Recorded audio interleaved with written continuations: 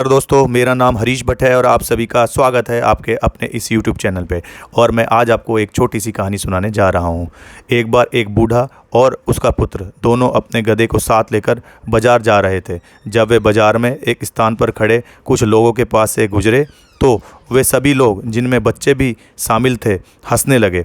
एक व्यक्ति बोला, भले इस गधे को बिना बोझ लादे ले जाने से क्या लाभ? अरे, तुम दोनों में से एक इस पर बैठ क्यों नहीं जाता? अरे हाँ, बूढ़ा आदमी बोला, आप ठीक कहते हैं, हमने इसके बारे में पहले सोचा नहीं था। यह कहकर बूढ़े ने अपने छोटे बेटे को गधे पर बैठा लिया और अपनी यात्रा आगे आरंभ कर दी।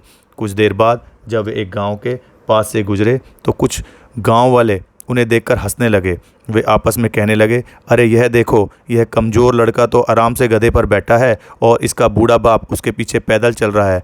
ए बदतमीज़ लड़के, उतर नीचे और अपने बाप को बैठा गधे पर। बूढ़ा उन गांव वालों को बातों को सुनकर घबरा गया और अपने बेटे को गधे से उतारकर स्वयं गधे पर बैठ गया। अभी वे कुछ आगे ही बढ़े थे कि एक कुएं के किनारे खड़ी कुछ औरतें चिल्ला उठी, अरे इस निकम्मे बूढ़े को तो देखो, कैसे मज़े से गधे पर बैठा है और बच्चे को पैदल दौड़ा रहा है। बेचारा कैसे हाँफ रहा है। ओ बूढ़े, शर्म नहीं आती? खुद गधे पर बैठा है, बच्चे को भी गधे पर क्यों नहीं बैठा लेते?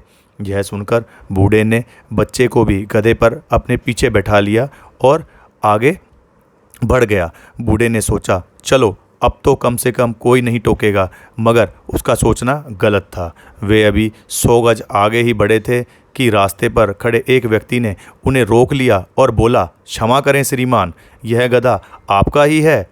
तो बूढ़े व्यक्ति ने बोला, हाँ है तो मेरा ही। भला कौन सोच सकता है कि इस बेचारे गधे पर आप लोग इतना बोझ लादते होंगे? यह कहकर वह व्यक्ति हंसते हुए आगे बढ़ गया। अब बूढ़े व्यक्ति को गुस्सा आ गया और गुस्से में उसको समझ में नहीं आया कि मैं अब करूं तो क्या करूं।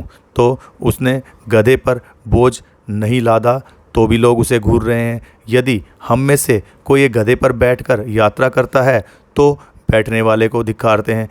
अगर हम बाप बेटे दोनों गधे पर बैठे होते हैं तो भी लोग हमारा उपहास करते हैं। बूढ़ा कुछ देर खड़ा सोचता रहा, फिर उसने कुछ ऐसा करने की ठान ली जो किसी अन्य ने ना किया हो। उसने गधे के चारों पैर रस्सी से एक साथ बांध दिए और गधे को उल्टा एक बांस के डंडे से लटका दिया। अब बांस का एक छोर बूढ़े ने अपने कंधे पर रखा और दूसरे लड़के के कंधे पर, और दोनों बाजार की ओर चल दिए। बाजार पहुंचने के बाद नदी पर बने एक पुल से होकर गुजर रहे थे।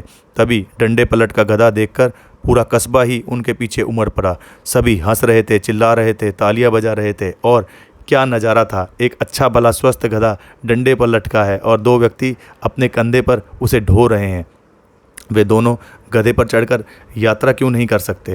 लोगों की भीड़ और चिल्लाहट सुनकर गधा बुरी तरह हाथ पैर मारने लगा। अचानक गधे के पैरों में बंधी रस्सी टूट गई और वह पुल के नीचे नदी में गिर गया और थोड़ी देर छटपटाने के बाद वह मर गया।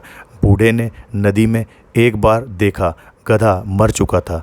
उसने लड़के को गोद में उठाया और तेज कदमों से घर की ओर चल पड़ा। वह बहुत उदास था, मगर उसने अपनी जो मूर्खता की थी उसको देखकर वह कुछ समझ नहीं पा रहा था।